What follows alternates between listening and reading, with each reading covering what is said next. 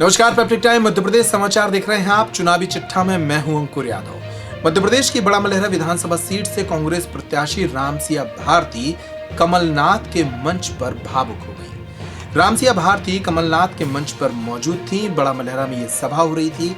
इसी दौरान वे बोलते बोलते रोने लगी। मध्य प्रदेश में बेटियों की स्थिति पर उन्होंने लंबा बयान दिया, लंबा भाषण दिया, लेकिन रोने की वजह थी उन पर लग रहे आरोप। क्या आरोप हैं? कल भारतीय जनता पार्टी के जिला अध्यक्ष छतरपुर जिले के जिला अध्यक्ष मलखान सिंह ने आरोप लगाए थे कि रामसिया भारती साध्वी नहीं है, बल्कि उनकी शादी हो चुकी है। सुनिए मलखान सिंह ने कल रामसिया पर क्या कहा था। और मैंने तो ये सुना है कि उनकी एक दूसरी शादी है, उसके भी प्रमाण है। तो शादी तो उनको पहला जी सुना है, ऐसा काफ़ी लोगों के माध्यम से सुना है कि उनकी शादी भी हो चुकी है, खुद मैंने जुड़ा था। और आज जो है यहाँ बड़ा मलहरा में उनका पहले पूर्व से कोई निवास नहीं था, ना है, बाहर नहीं है, और अपनी यहाँ जगह तलाश नहीं, जात पात के आधार पर, और उनके पास कोई जमीन। और मलखान सिंह के इन्हीं आरोपों के बाद कांग्रेस प्रत्याशी रामसिया भारती आज कमलनाथ के मंच पर रोने लगी। हालांकि उन्होंने स्पष्ट रूप से इन आरोपों का जिक्र नहीं किया, लेकिन कल से सोशल मीडिया पर यह वीडियो वायरल हो रहा है कि उन्हें ये कहा जा रहा है कि वे साध्वी नहीं है, बल्कि शादी उनकी हो चुकी है। इसी बात पर वो किस तरह से कमलनाथ की सभा में रोने लगी, वो देखिए। और मुझे मैं सेवा के लिए आई हूँ और आप लोगों की सेवा करूंगी। सेवा करना मेरा धर्म है। जब तक मुझसे बना बाड़ी रूपी सेवा मैंने की, आगे करती रहूंगी। और अगर आप सबका आशीर्वाद मिला तो ये रामसिया अपने मरते दम तक बड़ा मलहरा विधानसभा के लिए और अपने माता पिता की इज्जत और सम्मान के लिए, अपने युवा भाइयों के लिए हमेशा जीती रहेगी। मैं आप लोगों से कहना चाहती हूँ, कई प्रकार के आरोप प्रत्यारोप हम पर लगाए जा रहे हैं, कई प्रकार के आरोप हम पर थोपे जा रहे हैं, लेकिन मैं आपसे सही कह रही हूँ कि मैं तो जब मुझसे पूछा जाता कि रामसिया जी आपके ऊपर ऐसा आरोप लग रहा है, आपको ऐसा कह रहे हैं, क्योंकि मैंने ना तो कभी किसी पर आरोप लगाया, मैं तो प्रवचन करती थी, ना मैं जानती नहीं थी आरोप प्रत्यारोप करती। और आज भी मेरा जनता से यही निवेदन है, मेरे माता पिता से निवेदन है, और मैं उनको यही कहना चाहूंगी कि आरोप लगाने वाले आरोप लगाते रहेंगे, लेकिन मेरे माता पिता इस आरोप का जवाब आप लोग भी जरूर देंगे, क्योंकि मैं आरोपी नहीं हूँ।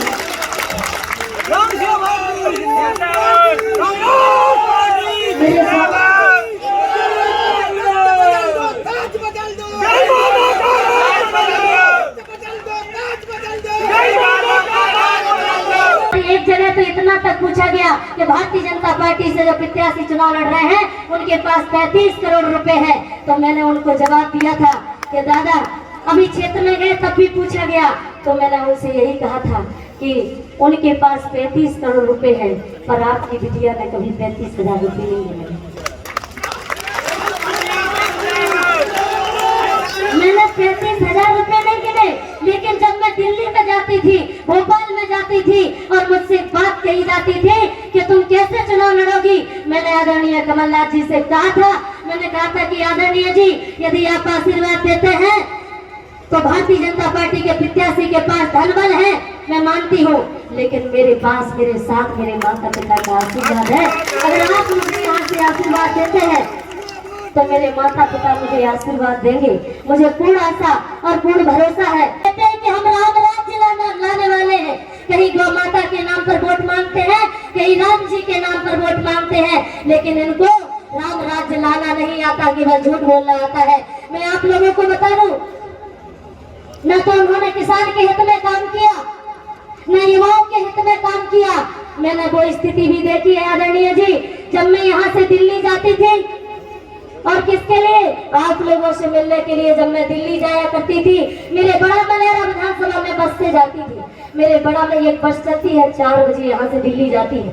जब मैं उस बस से जाती थी तो कई माताएं उस बस में, कई पिता अपनी छोटी छोटी बेटियों को बस के पास छोड़ करके, इस बड़ा मलहरा में छोड़ करके और आंसू बहाते हुए दिल्ली प्रस्थान करते थे। ये मैंने स्वयं देखा। मैं अच्छे तरीके से जानती हूँ कि भारतीय जनता पार्टी के शासनकाल में क्या हो रहा है। मैं आपको बता दूं, ये राम राज्य की बात करते हैं, लेकिन राम राज्य नहीं है। मैं आप लोगों को बता दूं, 15 साल के शासनकाल में आज वो कहते हैं, दीवारों पर लिखवाते हैं कि बेटी बचाओ, बेटी पढ़ाओ। ना तो बेटियां पढ़ रही हैं, ना बेटियां बच रही हैं। अगर बेटियां बच रही होती तो हमारे माता पिता, हमारी बड़ा मलहरा विधानसभा के ऐसे कितने गांव हैं जहां के पिता अपनी बेटियों को बाहर पढ़ने के लिए नहीं भेजते हैं। उनको डर है कि कहीं हमारी बेटी के साथ कोई दुराचार ना हो जाए। अगर ऐसा नहीं होता तो आज हमारे बड़ा मलहरा विधानसभा की बेटियां स्कूल जाती और अच्छे अच्छे पदों पर बैठी होती। निश्चित उनकी प्रतिभाओं को शिक्षा के तौर पर जब उन्हें शिक्षा नहीं मिलेगी तो वो प्रतिभाएं दबी की दबी रह जाती है, उजागर नहीं हो पाती है। मैं आप लोगों को बताऊं, फिर लिखते हैं बेटी बचाओ।